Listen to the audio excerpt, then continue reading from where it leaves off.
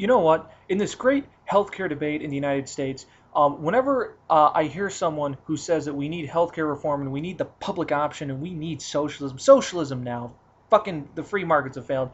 You know what? They always throw in my face the moral imperative for healthcare. And so many of you Canadians that I criticize on YouTube will come back and say this to me as well. You know, the moral imperative for socialized healthcare. You know what? It doesn't matter if we're taking money from people. It doesn't matter if it's an inefficient system that always fails or always leads to huge ass deficits in the long term. We have a moral imperative for healthcare, so we need to provide socialized medicine through taking money from people and giving it to other people.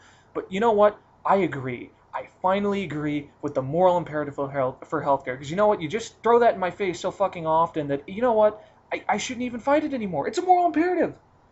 Fucking exclamation mark. It's a moral imperative. I can't argue that. Moral imperative.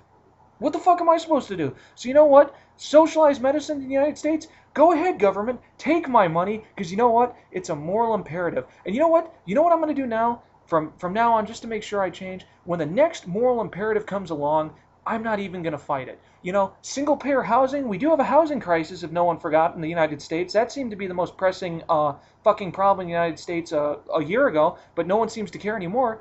Single-payer housing, because it's a moral imperative, be my guest. I'm not even going to fucking check my bank account. And when the next moral imperative comes along, I don't even need to be told what it is. You know, it doesn't matter if it even has a fucking name. Just government, go into my checking account, take what's fair. It's a moral imperative. That's all I need to know. And you know what?